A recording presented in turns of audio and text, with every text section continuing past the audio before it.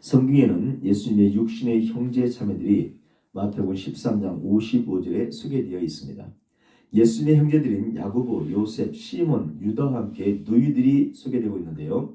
그 중에 야고보는 야고보서를 기록한 분이고 오늘 유다서를 기록한 분은 예수님의 형제들 중 네 번째로 소개되고 있는 유다입니다. 유다는 그의 형인 야고보와 함께 예수님을 메시아로 믿지 않다가 예수님의 부활 후에야 믿게 되는 은혜를 받은 것으로 보입니다. 유다는 예수님의 부활과 승천의 시기에 구원을 받은 것 같고 오순절 성령 강림의 현장에서 성령을 충만하게 받은 것으로 보입니다. 하나님은 예수님의 육신의 동생인 이 유다를 사용하셔서 성도들이 어떻게 믿음에서 떠나게 되며 배교하게 되는가를 아주 자세하게 기록하고 있습니다. 이 유다서는 이 마지막 때에 왜 믿음을 위해서 성도들이 싸워야 하는가를 잘 설명해 줍니다. 오늘은 이 말씀을 중심으로 은혜를 받고자 합니다. 하나님께서는 출애굽한 이스라엘 사람들의 이야기와 하나님을 거역한 천사 루시퍼와 그 루시퍼를 따른 천사들이죠. 또 마지막으로 소돔과 고모라의 심판을 예로 들면서 배교한 사람들의 영적 상태를 설명하시고 있습니다. 먼저 오늘 본문의 전반부인 5절은 출애굽의 은혜는 받았지만 가나안 땅에 들어가는 구원을 받지 못한 이스라엘의 역사를 뒤돌아보면서 설명하고 있어요. 우리 5절 말씀을 합독합니다. 너희가 본래 모든 사실을 알고 있으나 내가 너희로 다시 생각나게 하고자 하노라. 주께서 백성을 애굽에서 구원하여 내시고 후에 믿지 아니하는 자들을 멸하셨으며 아멘. 하나님은 이스라엘 백성들을 출애굽시키셔서 그들의 육체적 노예 상태에서 구출시키셨습니다. 주께서 이스라엘 백성을 애굽에서 구원하셨다는 것은 하나님께서 이스라엘 백성들을 노예로 살고 있었던 애굽에서 육체적 생명에 대한 위험으로부터 구원했다는 뜻입니다. 여기서 우리는 구원하다는 뜻을 가진 헬라어 소조에 대해서 조금 알아봐야 되는데 이 구원이란 말을 잘못 이해하면 영원한 영의 구원을 의미하는 것으로 착각할 수 있습니다. 오늘 5절 본문이 그렇다 이 말이죠. 오늘 5절 본문이 이스라엘 백성들 애굽에서 구원해 내시다 하니까 이스라엘 백성들이 다 영의 구원을 받은 것처럼 이렇게 오해할 수 있는 소지가 있다 이 말입니다.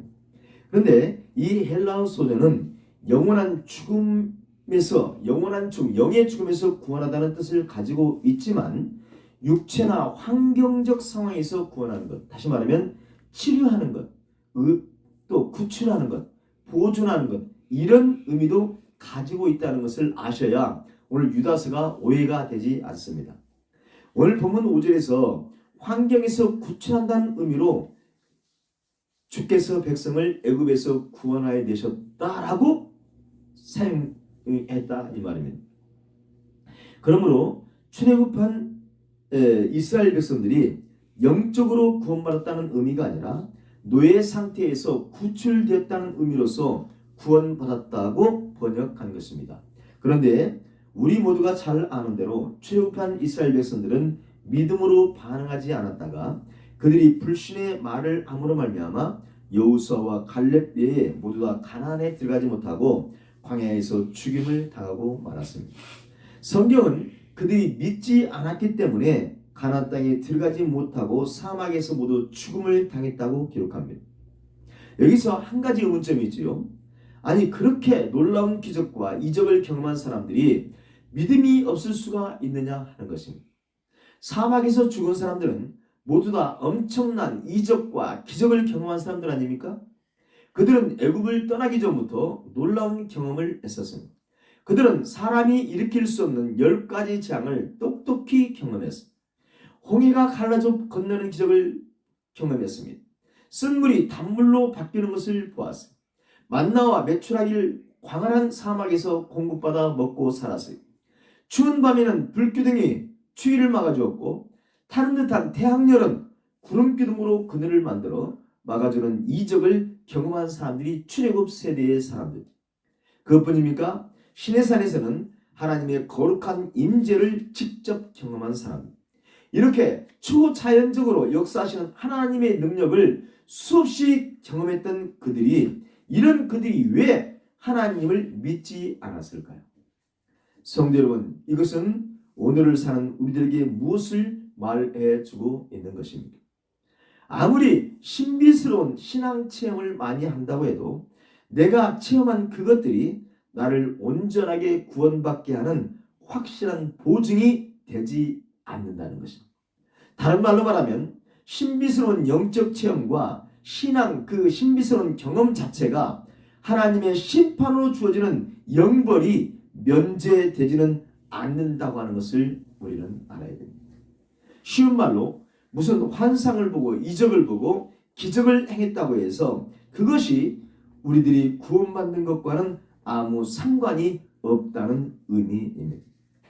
우리가 경험한 은사나 영적 체험이나 개인이 경험한 신비스러운 체험들이 아무리 크고 아무리 많이 있다고 할지라도 우리가 하나님에 대한 믿음을 가지고 있지 않고 버려버리면 그 결과는 영벌이 주어질 뿐이라는 사실입니다.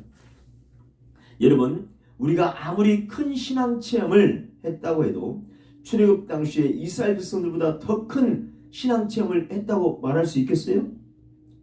그런데 여러분, 그렇게 엄청난 체험을 했던 출애굽한 이스라엘 백성들은 어떻게 됐습니까? 오늘 본문은 멸하였다라고 기록하고 있습니다. 멸하였다. 민수기 14장 11절에 여호와께서 모세에게 이르시되 이 백성이 어느 때까지 나를 멸시하겠느냐? 내가 그들 중에 많은 이적을 행하였으나 어느 때까지 나를 믿지 않겠느냐라고 말하는 장면이 나옵니다. 많은 이적을 그들에게 보여주었지만 믿지 않는 이스라엘 백성들에게 하나님은 분노하셨어요. 하나님 자신이 멸시당함을 느꼈어요. 그러므로 그들은 하나님으로부터 멸망당하고 만 것입니다. 히브리서 3장 19절입니다.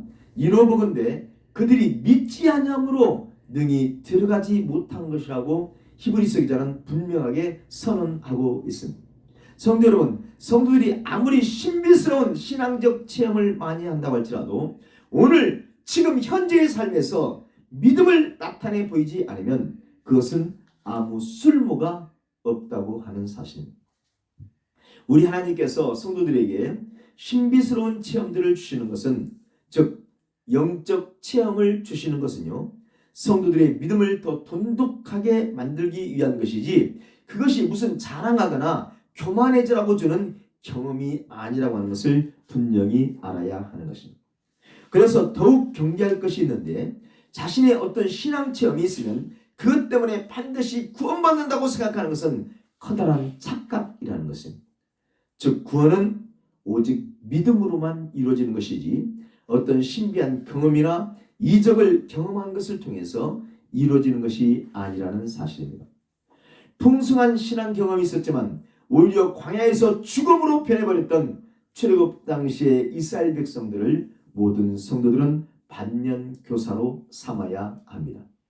우리는 어떠한 경우에도 교만하지 말아야 되고 더욱 하나님과 그리스도 예수님에게 대한 믿음을 굳건히 해 나아가야 되는 것입니다. 마태복음 7장 22절 23절 몇 주 전에 우리 본문이었죠. 예수님은 분명하게 말씀하십니다. 그날에 많은 사람이 나더러 이르되 주여 주여 우리가 주의 이름으로 선지한 노릇하며 주의 이름으로 귀신을 쫓아내며 주의 이름으로 많은 권능을 행하지 아니하였나이까 하니 그때 내가 그들에게 밝히 말하되 내가 너희를 도무지 알지 못하니 불법을 행하는 자들아 내게서 떠나가라 하리라 하는. 저와 여러분은 어떤 경우에도 믿음이 없는 행동 즉 불법을 저질러서는 안 됩니다. 오직 말씀 위에 굳게 서서 말씀대로만 신앙생활을 해야 합니다. 우리 6절 말씀을 앞서갔던 6절 또 자기 주의를 지키지 아니하고 자기 처소를 떠난 천사들을 큰 나라의 심판까지 영원한 결박으로 흑암에 가두셨으며 아멘. 하나님은 자기 주의를 지키지 아니하고 자기 처소를 떠난 천사들을 큰 나라의 심판까지 영원한 결박으로 흑암에 가두는 형벌을 이미 내리셨고 타락한 천사는 그 형벌 아래에 지금도 있습니다. 루시퍼를 비롯한 일부 천사들이 영원한 심판을 받게 된 이유는 하나님께서 명령하신 사명과 역할을 거부한 것입니다. 그것은 결과적으로는 하나님의 권위를 무시한 것이기 때문에 당연히 징계를 받게 되는 것입니다. 에스겔서 28장 13절로 19절입니다.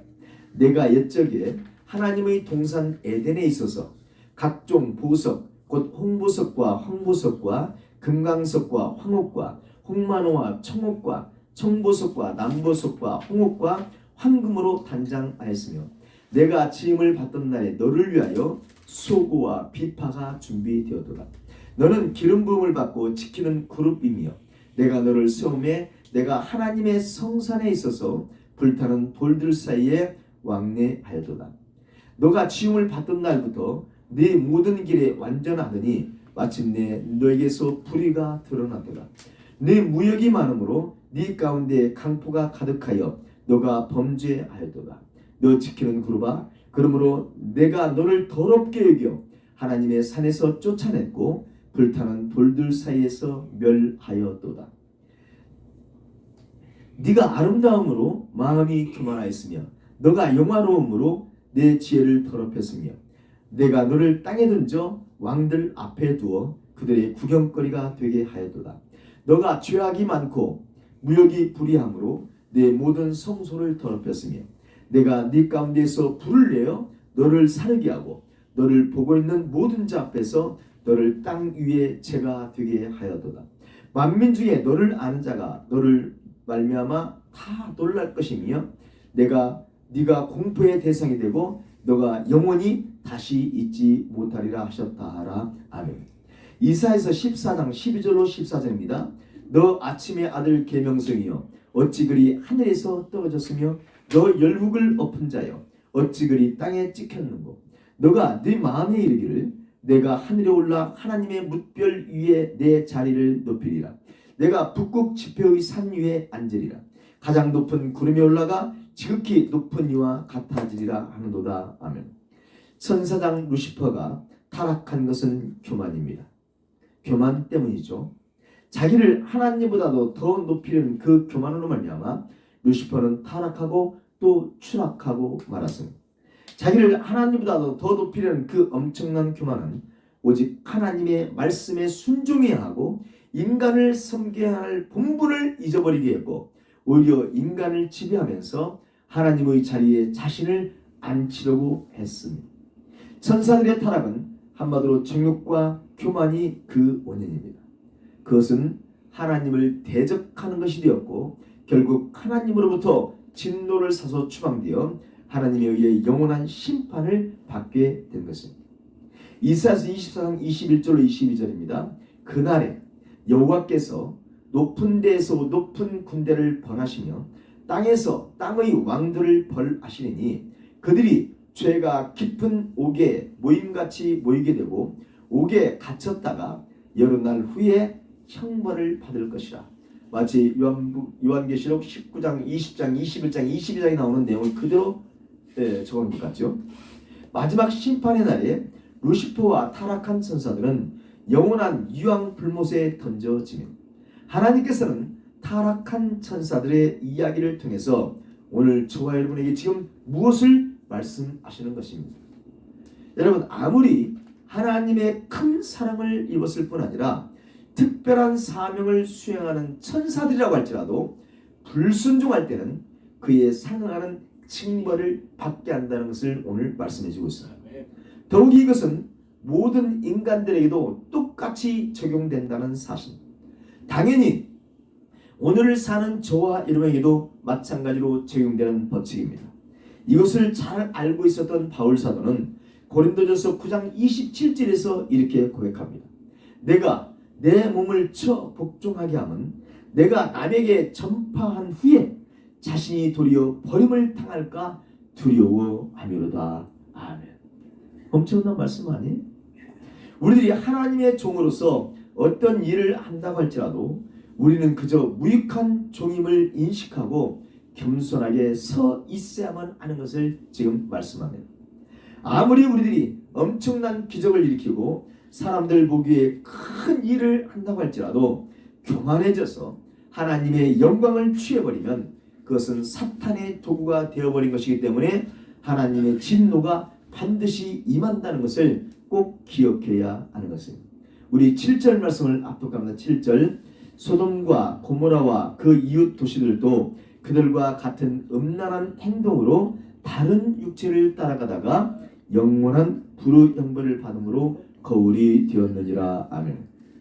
구약에서 가장 음란한 행동을 했다가 멸망한 도시들의 이름이 지금 나오고 있죠. 아브라함 시대의 소돔과 고모라는 아브라함의 조카 롯이 살았던 도시였기 때문에 우리는 잘 알고 있습니다. 그런데 음란한 도시들의 이름이 성경에 또 기록되어 있습니다.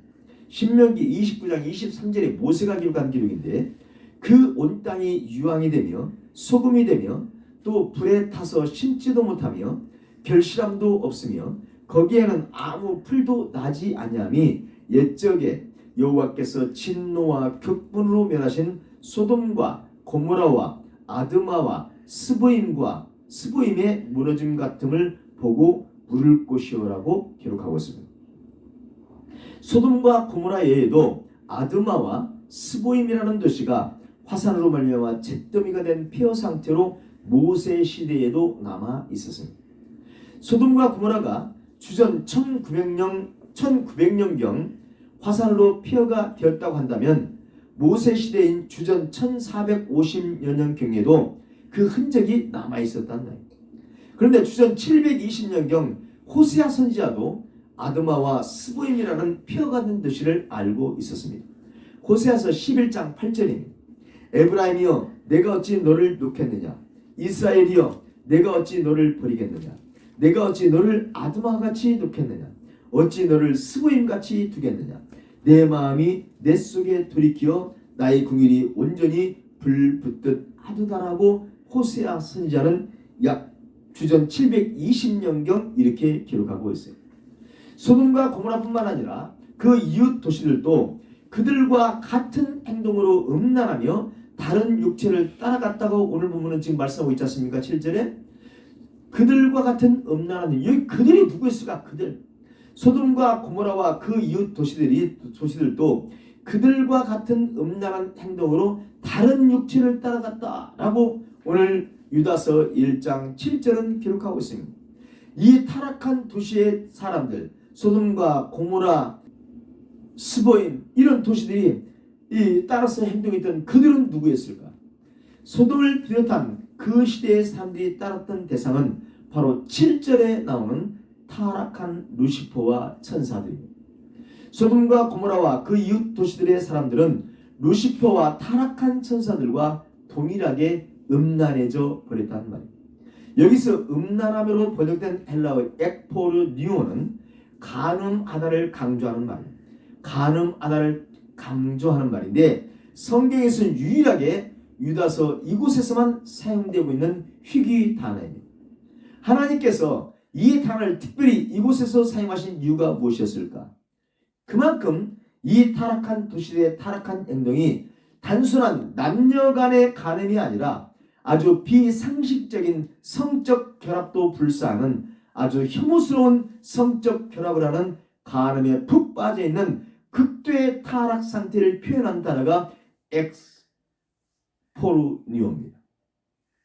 하나님 앞에서 극도로 타락함으로 영적 순결을 지키지 못한 천사들이 한 것과 마찬가지로 멸망한 도시의 사람들의 타락은 하나님께서 진노하실 정도로 심각한 그런 성적 타락이었음을 의미하고 있습니다. 하나님은 그 구체적인 형태의 모습을 뭐라고 표현하고 있습니까? 다른 육체를 따라갔다라고 이렇게 표현하고 있습니다. 뭐라고 한다고요? 다른 육체를 따라갔다. 우리 7절을 다시 한번 합독해 봅니다. 7절 소돔과 고모라와 그 이웃 도시들도 그들과 같은 음란한 행동으로 다른 육체를 따라가다가 영원한 불의 형벌을 받음으로 거울이 되었느니라. 아멘. 하나님은 그 구체적인 형태의 모습을 다른 육체를 따라갔다라고 표현하고 있습니다. 다른 육체를 따라갔다는 것은 구체적으로는 동성애를 표현한 말이기도 하고 조카 롯을 방문했던 천사들까지도 간음하려고 한 것을 의미하는 이 말이기도 하고 또 나아가서는 동물들과 성관계를 갖는 수간을 의미한다고도 볼 수 있습니다. 즉 동성애, 다른 육체의 천사라고도 볼 수 있어요. 천사들과의 관계, 또 동물과의 관계, 이 모든 관계를 누가 하고 있었어요? 멸망당한 그 시대의 멸망, 소돔과 고모라성, 스보임성, 이런 성들이 다 하고 있었다는. 제가 여기서는 더 이상 말하면 이상해질 것 같아서 여기서 멈추겠지만, 아무튼 앞에서 나오는 멸망한 도시에 사는 사람들의 성적인 타락은 하나님이 세우신 창조 질서를 거스르는 범죄 행위였기 때문에 하나님의 진노를 사고 만 것입니다. 그래서 그들의 마지막은 영원한 불의 형벌을 받게 된다라고 기록하고 있는 것입니다. 우리 8절 말씀 합독한 8절 말씀. 그런데 꿈꾸는 이 사람들도 그와 같이 육체를 더럽히며 권위를 업신여기며 영광을 비방하고 있다. 누가 지금 똑같이 하고 있다고요? 꿈꾸는 자들. 이 꿈꾸는 자들이 도대체 무슨 뜻인가? 꿈꾸는 자들. 앞에서 타락한 루시퍼와 천사들, 그리고 그 영향을 받아 타락한 고대 도시들이 영원한 불의 형벌을 받았음을 말했던 하나님은 그 시대를 살고 있는, 유다 시대를 살고, 초대교회죠. 초대교회 시대를 살고 있는 이 사람들로 지금 눈을 돌리시고 있는데, 그들은 꿈꾸는 사람들이 아니에요. 꿈꾸는 사람들. 꿈꾸고 있는 이 사람들. 여러분, 이 꿈꾸고 있는 사람들이 도대체 누구일까요? 꿈꾸는 이 사람들도 타락한 천사나 도시들과 마찬가지로 육체를 더럽히며 권위를 업신여기며 하나님의 영광을 비방했다라고 기록하고 있습니다. 그러면 이렇게 악행을 저지르는 꿈꾸는 자들이란 도대체 누구를 말하는 것일까? 육체를 더럽히며 권위를 업신여기며 영광을 비방하는 이 꿈꾸는 사람들은 바로 앞에 4절에 나오는 초대교회 내에 가만히 들어온 몇 사람들을 가리키는 단어입니다. 초대교회 내에 가만히 들어와서 문제를 일으킨 사람들은 당시 유행했던 신비주의자들인 영지주 이단자들입니다. 누구였다고요? 당시 유행했던 신비주의자들인 영지주 이단들이. 이 유다서를 받고 있는 교회 내에는 당시 유행했던 신비주의자들인 영지주 이단자들이 들어와서 큰 분란을 일으키고 있었습니다. 이 영지주의자는 얼핏 보면 가장 신비스러운 일들이라는 영적인 사람들로 보였습니다. 그들은 예수님을 구세주로 믿는다고 고백하면서 예수님을 믿음으로 주어지는 자유를 믿는다고 말하기도 했어요. 그런데 그들이 믿는다는 자유는 사도들이, 제자들이 말하는 자유와는 달랐습니다.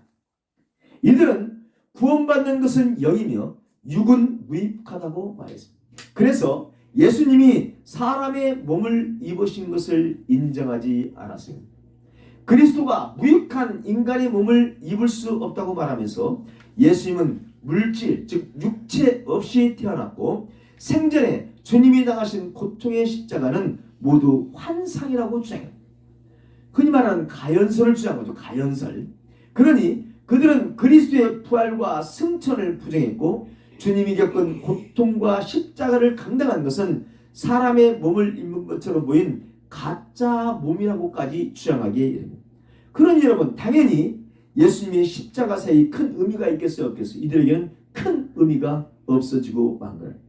더욱이 이들은 몸은 무익하니 제 마음대로 살아도 된다고 주장하는 쾌락주의와, 즉 성적으로 타락해버린 이 부류 한 부류가 쾌락주의가 있었고, 또 극도의 금욕을 내세우는 금욕주로 양분되어 초대교회에 큰 타격을 주는데, 이 금욕주의 영향을 받은 사람들이 나중에 가톨릭 내에 수도주로 수도사들로 이렇게 수도운동으로 발전하는 이런 모습이 보여진 것으로 보여집니다. 그래서 아주 신비적이고 영적인 삶을 주장했지만 이런 이단들의 삶에는 뭐가 나타나지 않겠습니까? 성령의 열매가 나타나지 않는다. 할렐루야. 자기들은 아주 영적인 삶을 사는 것 같은데 뭐가 나타나지 않아요? 성령의 열매가 나타나지 않아요. 이들은 처음부터 그리스도를 부인하지는 않았지만 나중에 가보니까 그리스도를 믿음으로 구원받는 것이 아니라 금욕주나 쾌락의 그 방법으로 구원받는다고 가르치기에 이르렀습니다. 그러다 보니 그들이 하는 일을 보면 자기 자신의 욕심을 채우기에 온갖 죄악을 저지르게 됐습니다. 윤리나 도덕을 무시해도 구원만 받으면 된다는 식으로 성도들을 미혹하기에 이르릅니다. 여러분, 오늘날에도 이런 이단들이 판을 치고 있습니다. 그런데 여러분, 이단들을 잘 관찰해 보면 처음은 비슷한 점을 발견할 수 있습니까? 없습니까? 발견할 수가 잘 없어요. 처음은 다 똑같은 것 같아요. 그런데 나중에 보면 천국과 지옥으로 완전히 달라진다. 언제나 이단들은 진리와 아주 비슷한 가르침으로 성도들을 현혹합니다. 마치 빨간색으로 보이는 자주색이나 분홍색을 빨간색이라고 힘있게 주장하는 것과 같습니다. 잘 아시는 대로 빛의 삼원색은 레드, 그린, 블루, 빨초, 청색입니다. 색의 삼원색은 진홍, 노랑, 청록, 마젠타, 옐로우, 사이언입니다.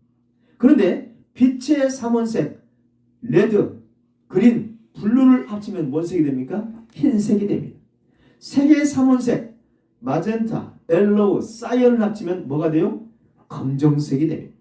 빛이신 하나님의 진리의 말씀을 아무리 합쳐도 어두워지지 않고 더 밝은 빛을 띠게 되지만 이 세상 있는 것들은 색을 합치면 점점 더 어두워지고 검정색이 되고 맙니다.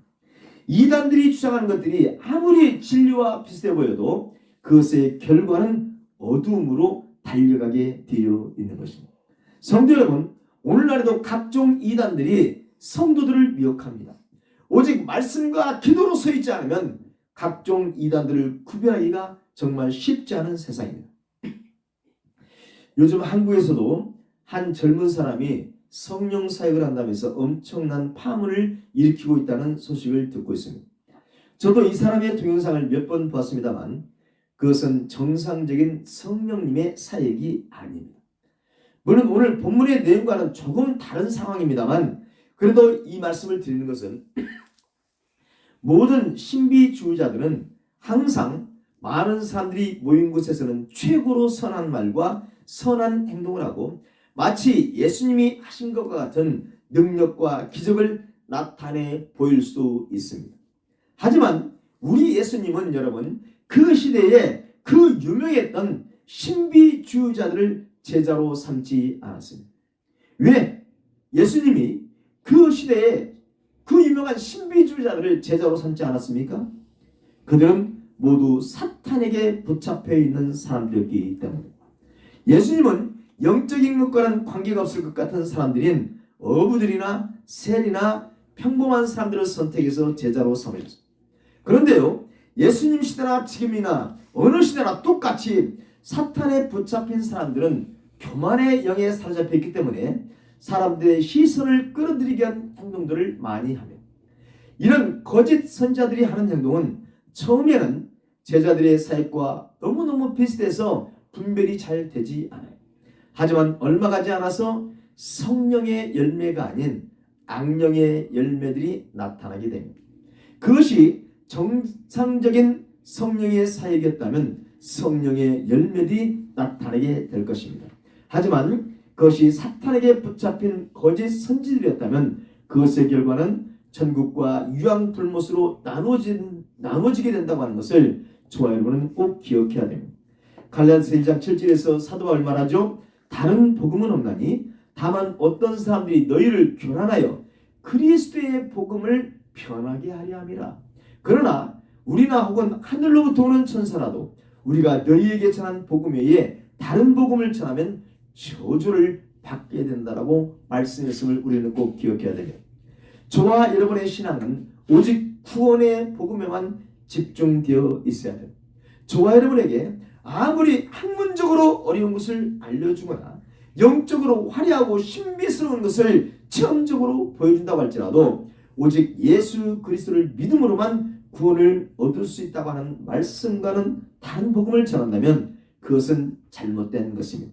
그것은 구원의 복음이 아닙니다.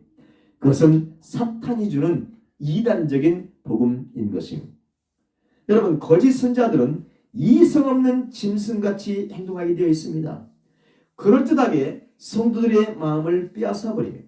그런데요, 이것은 하나님의 허용작정 범위 안에서 이루어지는 사탄의 사역입니다. 그렇기 때문에 천사장 미카엘도 사탄을 직접 상대하지 않고 하나님께 그 처벌을 맡길 수밖에 없는 것입니다. 이것을 오늘 본 9절에서 말씀하고 있습니다. 9절을 압도하겠습니다.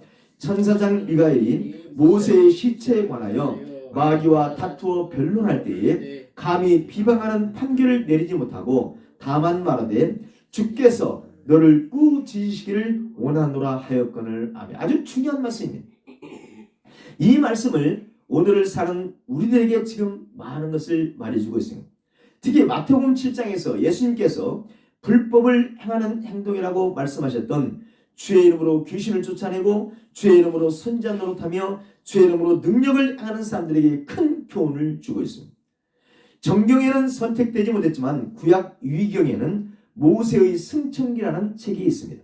모세의 승천기에 따르면 모세가 죽고 나자 사탄은 모세의 시체가 자신의 것이라고 주장했어요.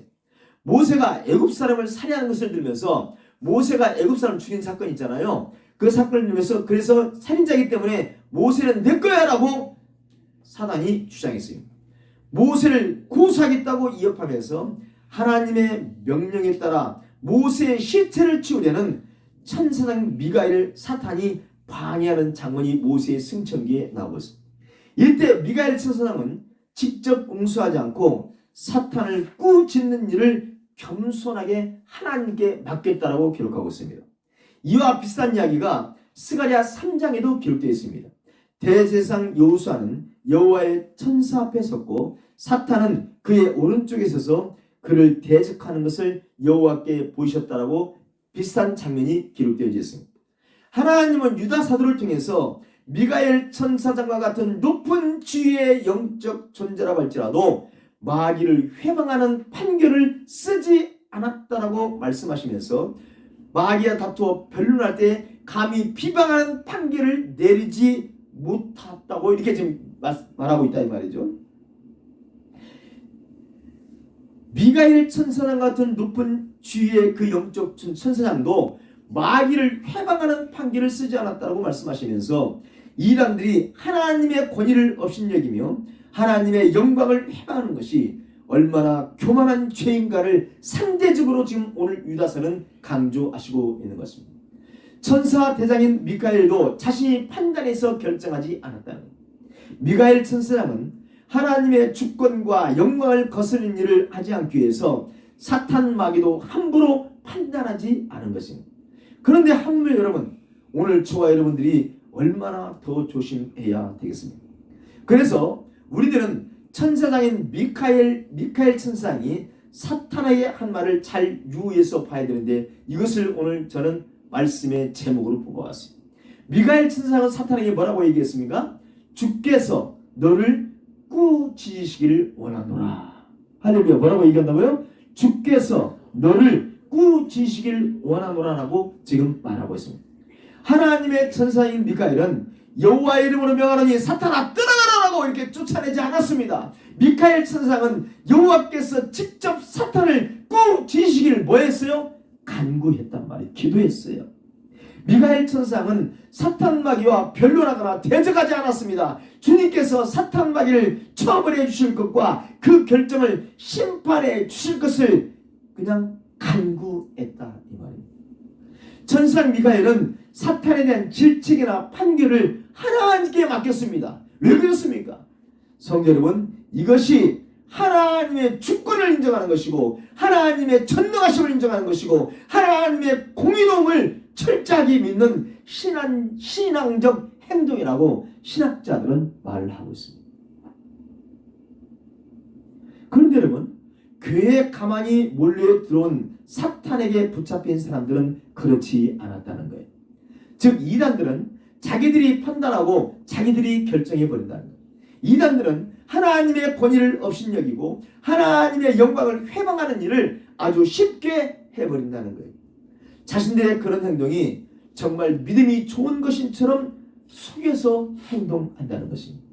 성도 여러분, 이 지점에서 저와 여러분이 분명하게 알아야 할 것은 사탄과 귀신들도 하나님의 허용 작정 범위에서 하나님의 도구로 사용되어지고 있다는 것을 우리는 알아야 됩니다. 이것은 무엇을 말합니까? 성도들인 저와 여러분에게 문제가 생기고 고난이 생기는 이유는 하나님께서 저와 여러분들을 회개시키기 위한 도구들로 사탄과 귀신들을 사용하시는 것일 수도 있다는 것입니다. 그러므로 여러분, 어떤 문제가 생기면 먼저 나 자신에게, 우리들에게 무슨 죄가 있는지를 점검해보고 하나님께 죄를 고백하고 회개하지, 문제를 준 영적인 존재에 대해서 주의 이름으로 쫓아내는 것이 능사가 아니라는 것입니다. 이렇게 하는 것은 전능하신 하나님을 인정하는 것이 아닐 뿐만 아니라 당연히 믿음 있는 성도가 할 일이 아니라는 거예요. 그래서 다음 절에서는 이런 사람들이 멸망하게 된다고 말씀하고 있습니다. 우리 10절 말씀 하도록 10절 말씀. 이 사람들은 무엇이든지 그 알지 못하는 것을 비방하는도다. 또 그들은 이성 없는 짐승같이 본능으로 하는 그것으로 멸망하는도다. 아멘. 악한 천사들의 하수인에 불과한 이단자들은 천사보다 못한 존재임에도 불구하고 하나님의 영광 및 그들이 알지 못하는 것에 대해서 회방하고 모독하는 짓을 서슴없이 행합니다. 특별히 오늘 본문에서 말하는 이단자들은 영지주의자들이라고 말씀드렸죠. 영지주의자를 오늘날로 치면 누구라고 말할 수 있습니까?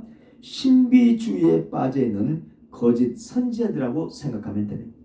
쉬운 말로 기도를 많이 해서 성령의 능력과 은사를 받았다고 말하거나 순간적으로 어떤 영을 체험해서 자기가 능력 있는 신령한 사람이라고 말하는 사람들입니다. 그런데 초대교회 이단들이 자신들이 영계에 관한 신비한 지식을 소유한 자들이라고 떠들어댔지만 실상은 아무것도 모르는 자들이었을 뿐만 아니라 하나님의 권위와 영광을 모독한 것과 마찬가지로 오늘날의 거짓 선지자들도 똑같이 잘못되어 있다는 것입니다. 자기들은 능력을 받아서 주의 이름으로 귀신을 쫓아내고 주의 이름으로 선지자 노릇하고 주의 이름으로 능력을 행한다고 말하지만 그것은 불법을 행하는 것이기 때문에 예수님으로부터 징벌을 받게 됩니다. 왜요? 그들의 행동은 예수 그리스도의 권위와 영광을 알지 못해서 하는 행동들이고 예수님을 비방하는 죄, 다른 말로 예수님을 회방하는 죄, 다른 말로 예수님을 모독하는 죄를 범하는 것이기 때문입니다. 자신들은 예수님을 위한 일이라고 말하면서 그런 짓들은 하고 있지만 그것은 심각하게 예수님의 사역을 모독하는 죄를 범하는 것입니다. 오늘날 복음주의 교회 내에 퍼져 있는 예수 이름으로 귀신을 쫓아내는 사역이 얼마나 문제가 있는 사역인가를 직시해야 하는 것입니다. 감히 피조물인 우리가 어떻게 예수님의 이름을 사용해서 귀신을 쫓아낸단 말입니까?